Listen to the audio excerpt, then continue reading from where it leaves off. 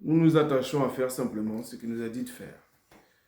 Il a dit à ses apôtres, allez, faites de toutes les nations des disciples.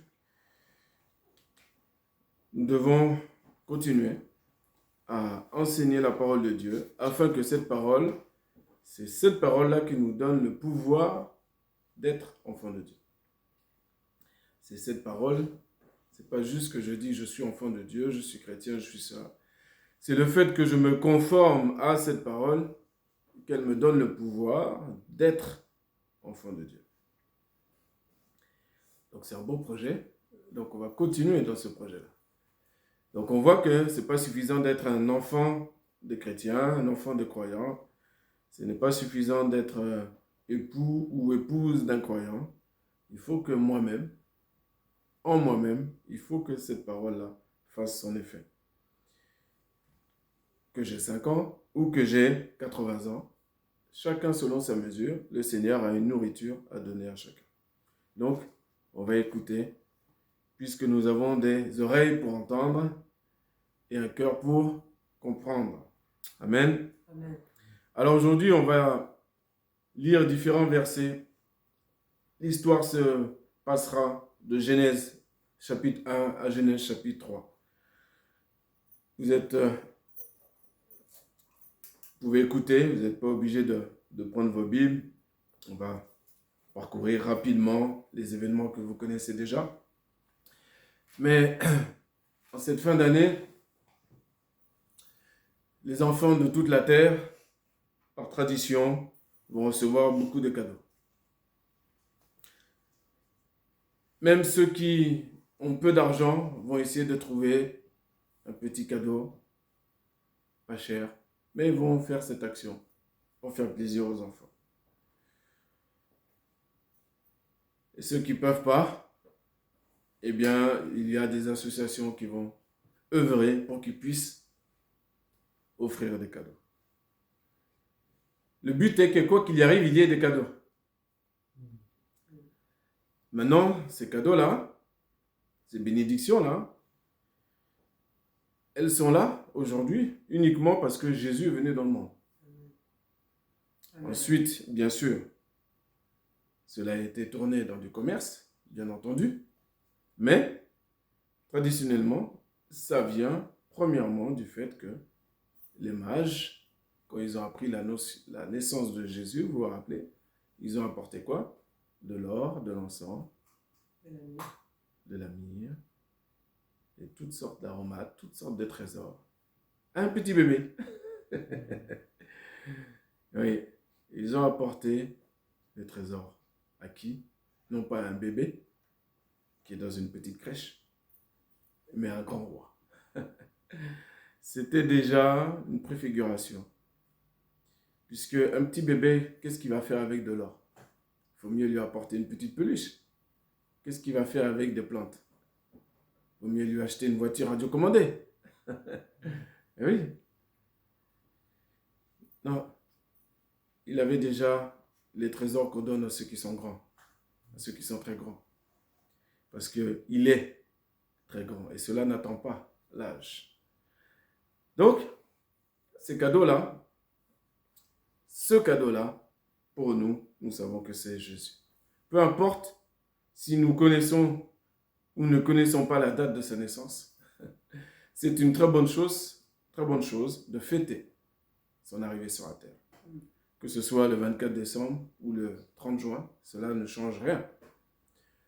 Ce qui compte, c'est est-ce que je sais ce que je suis en train de faire? Je suis en train de fêter le plus grand cadeau qui a été donné dans le monde entier. Fêter Jésus-Christ. Et Jésus-Christ, comme vous le savez, quand il est né, dès le départ, on a essayé de le tuer. On a essayé d'empêcher son ministère sur la terre. Dès le départ. Et beaucoup d'enfants sont morts. Mais comme je le disais tout à l'heure dans ma prière, rassurez-vous, le sang des innocents ne restera jamais impuni devant Dieu. Pourquoi je le dis? Parce que Dieu le dit. Et donc, cela nous permet non pas d'être insensibles, mais d'être calmes et confiants. Parce que des erreurs et des terreurs depuis plus de 2000 ans. On en a vu et malheureusement on en verra. Dieu va s'occuper de ça. Dieu a un plan global. Et ce plan global a commencé avec la création. Dans Genèse, vous vous rappelez qu'il a créé les éléments, les cieux, la terre. Et à chaque fois qu'il a créé quelque chose, il a dit, et Dieu vit, c'est marqué dans la Bible, et Dieu vit que cela était bon. Donc c'est une bonne chose. Et à chaque fois, cette parole est dite, et Dieu vit que cela était bon. Ensuite, la parole de Dieu nous dit qu'il a fait l'homme à son image, il dit même à notre image, à notre ressemblance, pour qu'il domine sur les poissons de la mer, sur les oiseaux des cieux, le bétail, sur toute la terre, sur tout animal rampant qui rampe sur la terre. Et Dieu créa l'homme à son image, et il le créa à l'image de Dieu, et il les créa mâles et femelles. Et Dieu les bénit. Là, on est dans la création spirituelle avant qu'elle soit manifestée, pour ce qui concerne l'homme en tout cas, matériellement sur la terre. Dieu a créé l'homme à son image. Non seulement il l'a créé, mais il l'a béni. Donc, quand tu viens à Christ, ton intelligence s'ouvre et tu comprends qu'en fait tu es béni depuis le commencement. Même avant que Christ vienne. Christ était déjà là spirituellement. Christ lui-même, le premier-né de toute la création. C'est lui qui était avant qu'Abraham fût. Il était là. C'est lui qui était à côté de Dieu quand Dieu a créé l'homme. Faisons l'homme à notre image, selon notre ressemblance. Dieu a créé l'homme, Dieu t'a créé, Dieu t'a béni. Qu'est-ce que ça signifie? Ça signifie que le juste qui désormais marche par la foi ne peut pas se laisser attaquer, pirater son système de pensée par le diable qui lui dirait tu es nul, tu es moins que rien, tu es maudit. Tu fais tout mal, tu ne sers à rien sur la terre. Non. Il faut mettre le casque du salut pour bloquer ces mauvaises pensées. Il faut se rappeler de la parole de Dieu. Il faut faire comme Jésus quand Jésus a été tenté dans le désert par le diable. Le diable l'a tenté. Jésus a répondu par quoi? Par la parole. Donc on ne peut pas empêcher les mauvaises pensées qui amènent à la dépression, qui amènent à toutes sortes d'états d'âme particuliers. On ne peut pas les empêcher de venir. Mais tu es responsabilisé, parce que tu as conscience et connaissance de la parole de Dieu, tu es responsabilisé pour répondre aux attaques du diable avec les armes de Dieu. Et en l'occurrence, de rappeler à ton âme, à ton esprit, que toutes tes pensées soient rendues captives à l'obéissance de Christ. Et que toute arme forgée contre toi est nulle et sans effet. Cela fonctionne quand tu le déclares, quand tu le proclames seulement si tu y crois.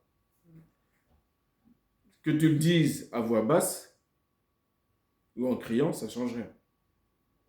Que tu le dises une fois ou 45 fois, ça ne change rien. Ce qui change, c'est est-ce que tu y crois. Je vous rappelle que Jésus chassait les démons par une parole. Et nous, nous sommes faits à son image.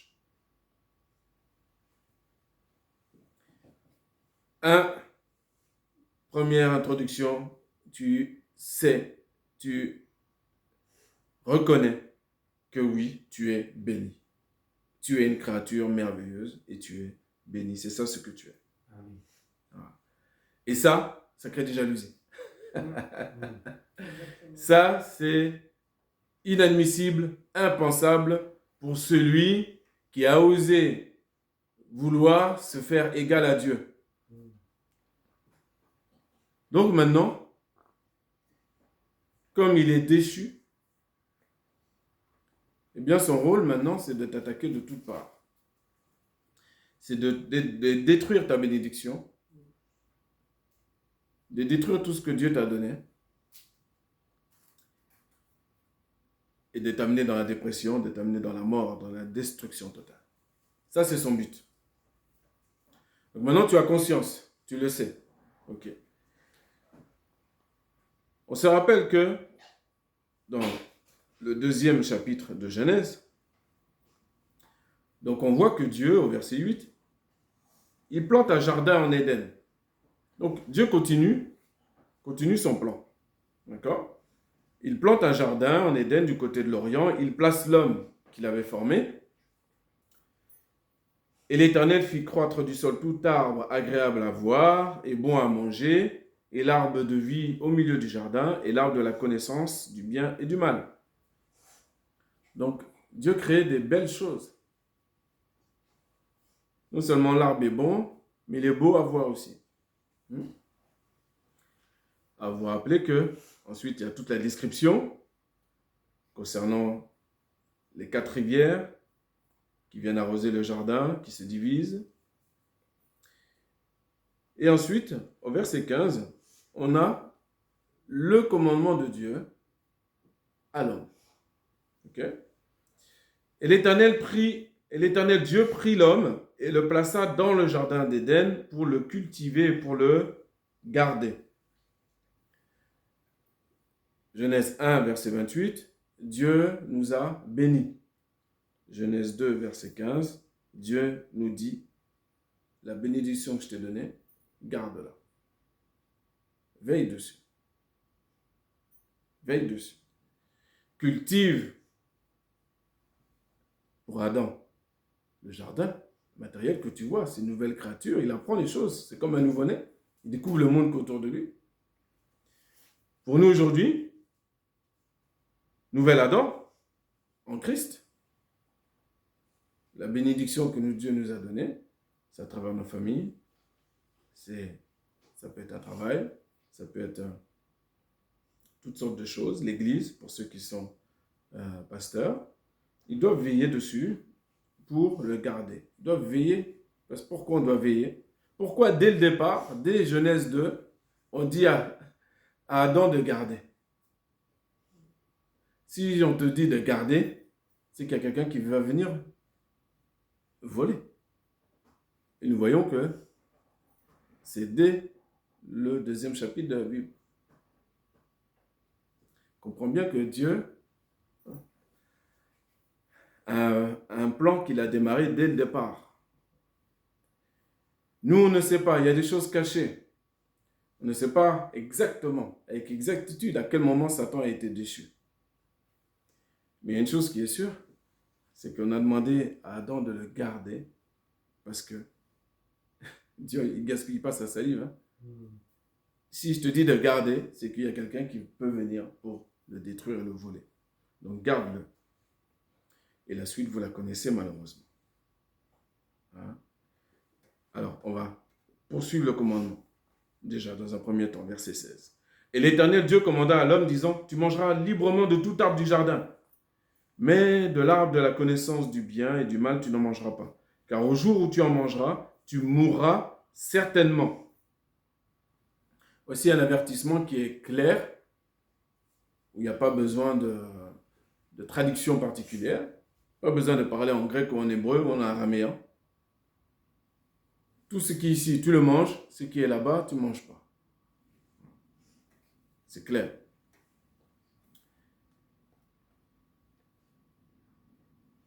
Dieu poursuit. Il voit que il n'est pas bon que l'homme soit seul. Donc, il va créer la femme. Verset 22. Et l'Éternel Dieu forma une femme de la côte qu'il avait prise de l'homme et l'amena vers l'homme. Et l'homme dit, cette fois, celle-ci est os de mes os et chair de ma chair. Celle-ci sera appelée femme, Isha, parce qu'elle a été prise de l'homme, Ish. C'est pourquoi l'homme quittera son père et sa mère et s'attachera à sa femme et ils seront une seule chair. Et ils étaient tous deux nus, l'homme et sa femme, et ils n'en avaient pas honte. Donc, nous avons ici une aide semblable qui correspond à l'homme, c'est-à-dire que c'est pas, quand on dit semblable, c'est que Adam auparavant, Dieu a fait venir devant lui tous les animaux pour qu'il leur donne un nom. Mais il ne voit pas quelqu'un qui lui ressemble physiquement. Donc là, voilà ici une aide semblable qui me correspond et qui va pouvoir m'aider. Je lui ferai une aide, dit Dieu. Une aide pour faire quoi? Pourquoi Adam a besoin d'être aidé? Il a besoin d'être aidé pour cultiver le jardin, pour garder le jardin. Il ne peut pas le faire tout seul. Il ne peut pas le faire tout seul. Un pasteur ne peut pas gérer une église tout seul. Qu'il y ait 3 personnes ou 3000, ça ne change rien. C'est pareil. C'est toujours ensemble. Ensemble. Chacun a sa responsabilité, mais c'est toujours ensemble. Dieu lui-même, dès le départ, vous avez vu, il n'a pas dit « je fais ». Je fais tout seul le monde. Non. Faisons. Faisons. Faisons l'homme à notre image. Faisons. À notre semblance. Donc l'homme, dans l'identité de l'homme, il doit y avoir, il y avait au commencement ce côté collectif déjà. C'est la raison pour laquelle Adam, en lui, dans ses gènes, cherche cette aide.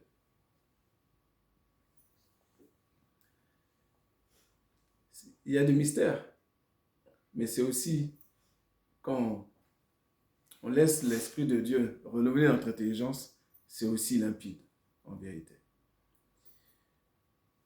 Dieu dit faisons, Dieu parle collectif, ce collectif-là est implanté dans sa créature. Si quelqu'un veut marcher tout seul, c'est qu'il y a quelque chose qui est diabolique, qui est intervenu et qui veut l'isoler pour le détruire. Dans l'homme, dans l'être humain, c'est du collectif. Et d'ailleurs, collectivement, on est capable de faire des grandes choses. Et vous voyez les hommes à travers le monde entier, d'ailleurs qu'ils croient en Dieu ou pas, d'ailleurs, ils sont capables de faire des grandes choses. Et solidarité, quand il y a des grandes catastrophes, vous voyez des citoyens, quand ils se mettent tous ensemble, des grandes choses qu'ils arrivent à faire, c'est incroyable. C'est incroyable. Parce que Dieu a mis en eux l'esprit de vie. Donc même si l'homme ne croit pas en Dieu, il a Dieu en lui. Il faut juste qu'il lui laisse la place d'œuvrer dans sa vie. Bien, nous on poursuit. Nous voyons le commandement. Le jour où tu en mangeras, tu mourras certainement. On dit à nos enfants, attention, si tu fais telle chose, tu vas avoir la fessée. On connaît le résultat. Parce qu'on a dit la chose, ils vont faire. Et ils vont avoir la fessée. À cause de notre chair qui est corrompue. Il y a en nous une noix à cause du péché qui fait que, parce que je vais dire à l'enfant, ne touche pas tel objet, il va le toucher. Comment ça se fait? Pourtant, tu l'as bien dit, il va avoir la fessée. Mais, même s'il sait que la fessée, ça fait mal, il y a quelque chose qui est plus fort que lui. Quelque chose qui est plus fort que lui. L'enfant ne veut pas désobéir. Il ne veut pas cracher au visage de ses parents. L'enfant, il aime ses parents, il n'y a pas de problème. Mais il se rend compte en un instant, même l'enfant se rend compte qu'il y a quelque chose qui est plus fort que lui, qui le pousse à faire la bêtise. Alors, là, il faut qu'on soit attentif. Ça, c'est la conséquence du péché. Comment maintenant, on va voir comment le péché est venu une énième fois, et que Dieu ouvre notre cœur pour bien comprendre. La ruse du diable. La ruse du diable arrive, et c'est la chute du message, arrive dans le chapitre 3 de Genèse, à travers l'image du serpent, dont la Bible nous dit qu'il était le plus rusé qu'aucun animal des champs que l'Éternel Dieu avait fait. Maintenant, il dit à la femme, quoi? Donc, il dit à qui déjà? On sait, on ne va pas trop s'attarder, on dit que c'est à la femme. Okay? Que ce soit femme ou homme, peu importe, il l'a dit à quelqu'un. il s'est avéré que c'est la femme, mais on ne va pas s'attarder là-dessus. On ne va pas s'attarder sur le fait que Adam n'était a priori pas dans les environs. Tout ça, on va laisser ça de côté. On va voir aujourd'hui autre chose. Quoi, Dieu a dit, vous ne mangerez pas de tout arbre du jardin? Et la femme dit au serpent, nous mangeons du fruit des arbres du jardin. Mais du fruit de l'arbre qui est au milieu du jardin, Dieu a dit, vous n'en mangerez point. Et vous n'y toucherez point, de peur que vous ne mouriez. Elle répond bien. C'est parfait. Vous voyez, les enfants, quand on vous dit, parfois, il y a des parents qui disent à des enfants, quand ils sont petits, plus ou moins petits, ou quand ils sont seuls à la maison, disent, tu n'ouvres pas un étranger. Ou tu ne parles pas à un étranger dans la rue. Ou il y en a, c'est comme ça. Parce que des fois, il y a ça peut être dans le bus, ça peut être, peu importe, quelques endroits, il y a des gens qui sont un peu bizarres. Et donc, il y a des conseils qui sont donnés aux enfants. Parfois, on leur dit, tu ne parles pas aux étrangers. Voilà. Bon. C'est pas très sociable, c'est dommage. Mais c'est selon les situations, les quartiers, les endroits, etc. où on évite. Mais il y a une raison. Mais là, on a vu que Ève, elle ne connaît pas le serpent, elle ne le voit pas la première fois, mais elle discute. Bon. Mais elle répond bien, en tout cas. On voit qu'elle répond bien. Et le serpent, il continue. Le serpent, il ne se fatigue pas, il a l'air réparti aussi. Et qu'est-ce qu'il dit? Vous ne mourrez point, certainement. Car Dieu sait qu'au jour où vous en mangerez, vos yeux seront ouverts. Et vous serez comme Dieu, connaissant le bien et le mal. Donc l'ennemi va, sans t'en rendre compte, toujours mettre de la vérité et du mensonge mêlés. Premièrement, c'est le mensonge. Vous ne mourrez point. Qu'est-ce que Dieu a dit? Certainement, vous mourrez. Et le diable, il vient, il dit, vous ne mourrez pas. Donc, il faut faire attention, c'est comme ça qu'on reconnaît l'esprit de vérité, l'esprit de l'erreur. Quand certaines personnes vous parlent, il faut toujours tester les esprits, voir si on est avec des gens de vérité ou des gens qui sont un peu bizarres. Est-ce qu'ils parlent vraiment la parole de Dieu? Est-ce qu'ils parlent comme Dieu? Ou est-ce qu'ils disent deux, trois choses de Dieu pour nous détourner? Vos yeux seront ouverts. Donc là, il a mis une petite promotion. Il a mis une petite paillette. Là, il a valorisé son mensonge. Il a bien emballé. C'est la période des fêtes. Pour que les gens ils puissent acheter le maximum de choses, même avec l'argent qu'ils n'ont pas. Il faut mettre beaucoup de lumière, beaucoup de panneaux jaunes, écriture jaune, écriture rouge. Ça flash. Promotion exceptionnelle, tout ça, tout ça. Il faut absolument mettre ça en valeur, comme les fêtes foraines, c'est pareil. Il faut du bruit, il faut des lumières, il faut hypnotiser les gens. Et au final, on ne s'en rend pas compte que tu vas passer ta journée à dépenser de l'argent, à donner des cochonneries à tes enfants.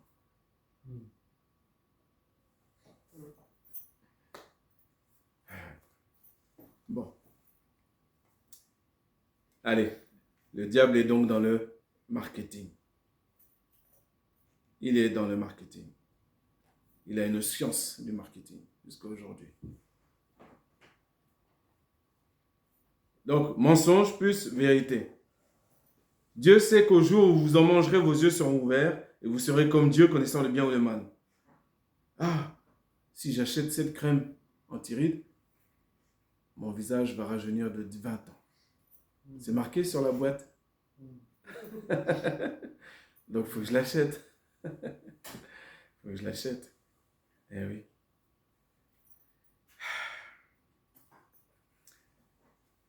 Alors la femme, au verset 6, vit que l'arbre était bon à manger et qu'il était un plaisir pour les yeux et que l'arbre était désirable pour un homme intelligent. La Bible ne nous dit pas qu'elle le voyait comme ça avant que le diable lui parle. C'est le marketing du diable qui a fait en sorte que la femme voit, remarque cet arbre qu'elle avait déjà vu. Elle ne s'occupait pas de lui. Mais là, elle le voit de plus en plus proche, de plus en plus beau, de plus en plus agréable. Le péché, c'est pareil. Au début, c'est de loin. On s'en occupe pas. Donc, comme on ne s'en occupe pas, comme le diable n'arrive pas à nous avoir, eh bien, il va mettre un peu plus de paillettes, un peu plus de beauté. Il va faire en sorte qu'il soit un peu plus appétissant. Et il va rapprocher le péché pour qu'on le voit bien. Parce qu'on était myope avant, donc il va le mettre bien devant nous. Alors, la femme vit que l'arbre était bon à manger, un plaisir pour les yeux, que l'arbre était désirable pour rendre intelligent. Ça y est, le marketing est rentré en elle. Puisque Satan lui a dit, vos yeux seront ouverts, vous serez comme Dieu. Ça va me rendre intelligent. Et elle prit de son fruit en mangeant. Et elle en donna à son mari, pour qu'il en mangeât avec elle. Et il en mangea. Et les yeux de tous deux furent ouverts. Ils connurent, à ce moment-là, ils connurent qu'ils étaient nus. Et ils cousirent ensemble des feuilles de figuier et s'enfuirent des ceintures. Alors, le point qu'il y a à retenir aujourd'hui, assez intéressant.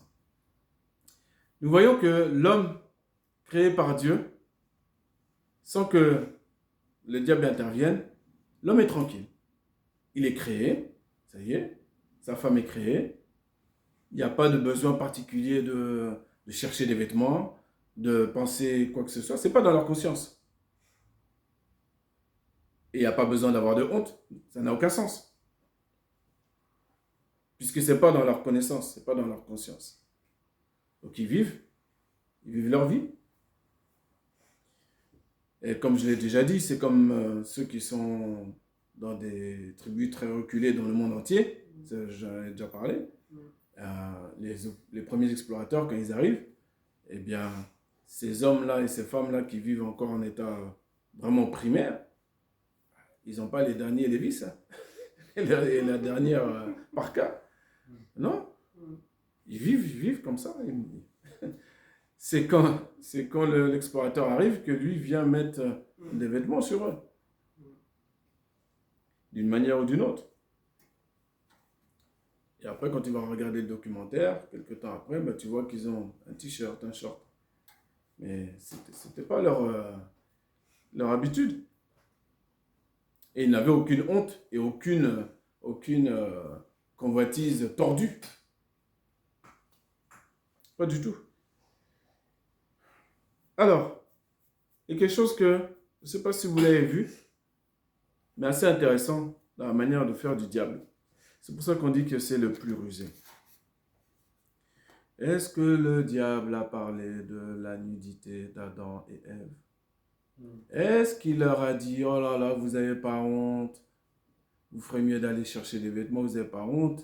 Vous savez, hein, Dieu plus tard, il va en parler dans le Nouveau Testament et même dans les prophètes, de tout ça, c'est pas bien. Ouh, vilain. Non. Ben pourquoi il n'a pas fait ça? Ce serait mieux qu'il soit habillé. Ah. À votre avis, pourquoi il n'a pas fait ça?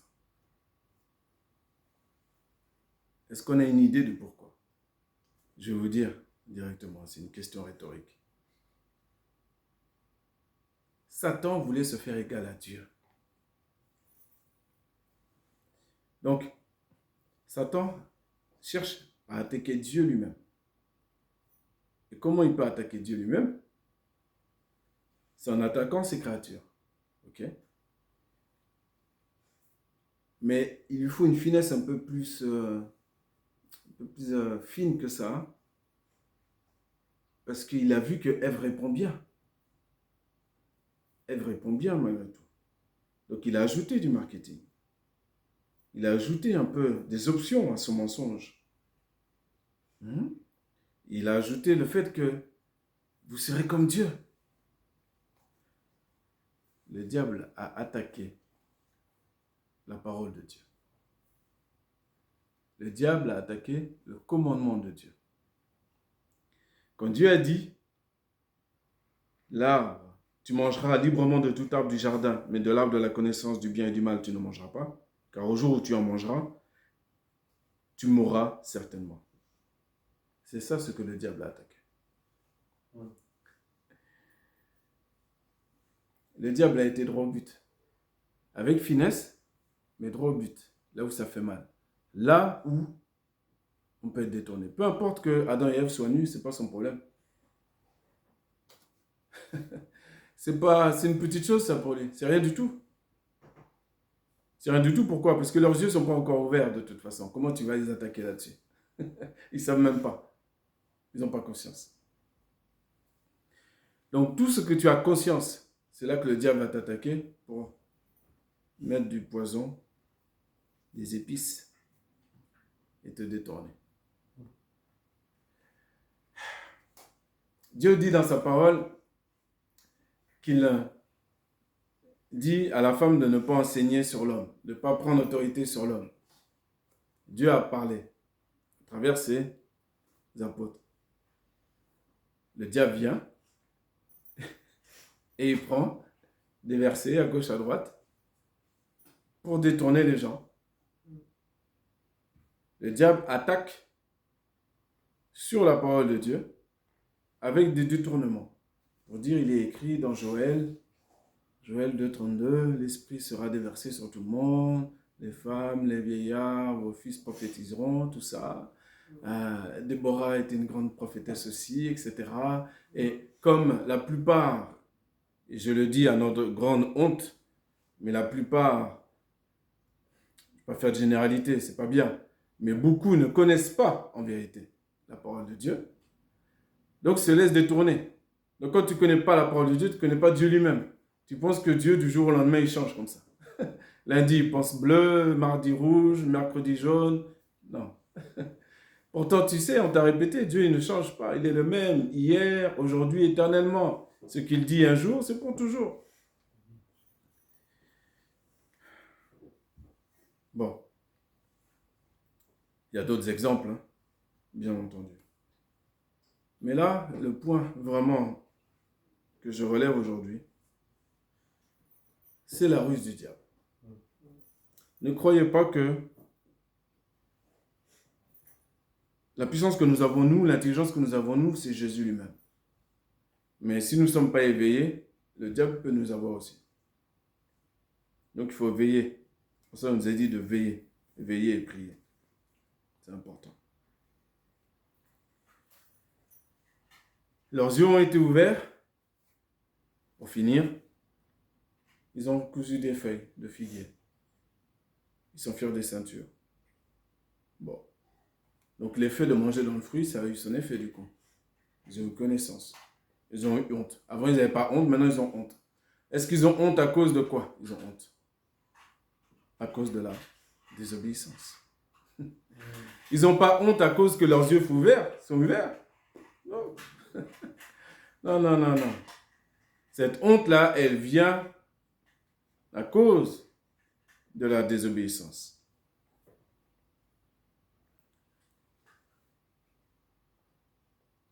Maintenant, par la suite, qu'est-ce qu'on voit pour finir? On voit que même si l'homme a été créé de manière parfaite, à l'image de Dieu, à partir du moment où on a mis un poison en lui, ce poison-là, c'est la désobéissance, eh bien, il a cherché, et c'est l'image des feuilles de figuier, il a cherché lui-même à réparer la chose, parce qu'il avait honte.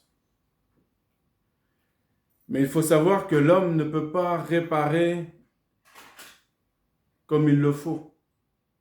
Il n'y a que Dieu qui peut le faire. Pourquoi je dis ça? Parce que Dieu a été obligé de leur faire des vêtements de peau. Dieu leur a fait des vêtements de peau.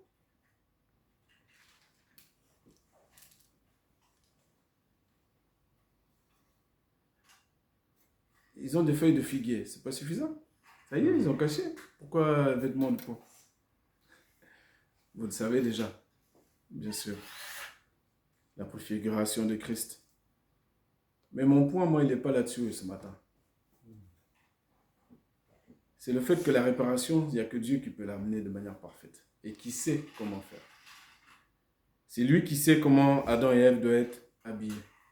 C'est lui qui sait que ces vêtements de peau là, c'est la préfiguration de Christ et que c'est Christ qui doit revêtir l'homme pour le sauver. Ça, ces choses-là, la plupart sont déjà bien informés là-dessus. Mon point aujourd'hui, je le répéterai encore, c'est d'être très, très, très vigilant à la ruse du diable. Et rappelez-vous dans vos prochaines lectures, mais oui, mais pourquoi? Pourquoi le diable ne les a pas attaqués sur leur nudité?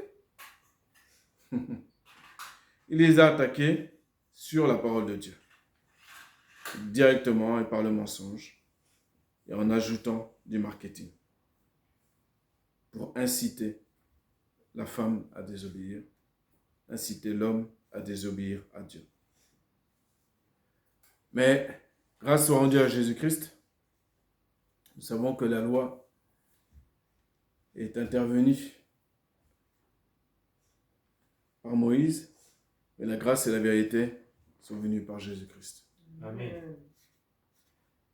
Et aujourd'hui, grâce à Jésus-Christ, le nouvel Adam ne meurt pas.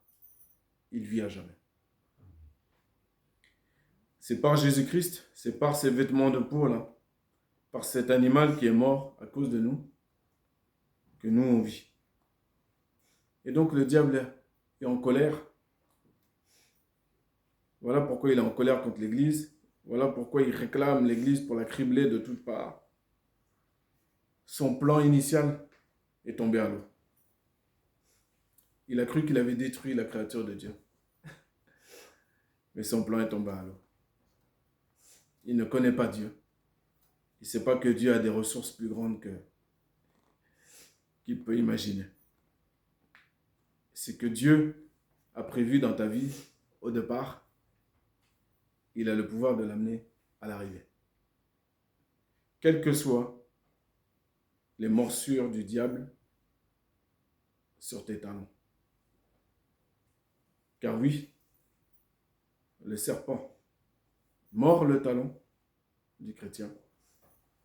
Mais le chrétien, l'enfant de Dieu, le disciple de Jésus-Christ, le vaillant héros, le nouvel Adam, avec son pied, écrase la tête du serpent. C'est écraser. Écraser, c'est quelque chose, il faut être déterminé. Ce n'est pas une petite caresse, ce n'est pas une petite pichenette, c'est écraser. C'est une mentalité, un état d'esprit. Donc chaque jour, l'enfant de Dieu ne sait pas combien de temps ça va prendre. Mais dans sa vie, il ne fera qu'écraser la tête du serpent. Il ne fera que dominer sur le péché. Quand il chutera, il se relèvera.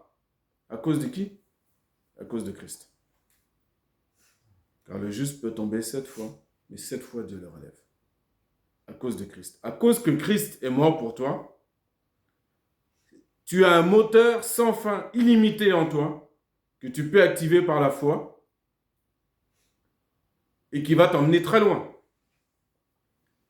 Qui va t'emmener très, très, très loin. Dieu est bon. Amen. Dès le départ, Dieu t'a béni. Dès le départ, Dieu t'a secouru. Et Ebenezer, encore une fois, nous avons été secourus. Amen. Béni soit le Seigneur pour sa grâce, Amen. pour sa bonté. Amen. Et soyons vigilants. Vigilants avec ce petit lézard que le diable, avec sa ruse, se tortille. Il cherche comment imprimer dans nos pensées des saletés, imprimer des choses qui semblent bonnes aussi, parce qu'il peut te souiller même avec des fausses doctrines. Il faut être vigilant. Exactement ce que Dieu dit, c'est ce que nous répétons. Comme Ève a fait, il fallait s'arrêter là. Elle a bien parlé. Nous, maintenant, on n'a pas d'excuses. Nous devons répliquer à l'ennemi de la même manière que Jésus a répliqué au diable dans le désert. Gloire à Dieu. Amen.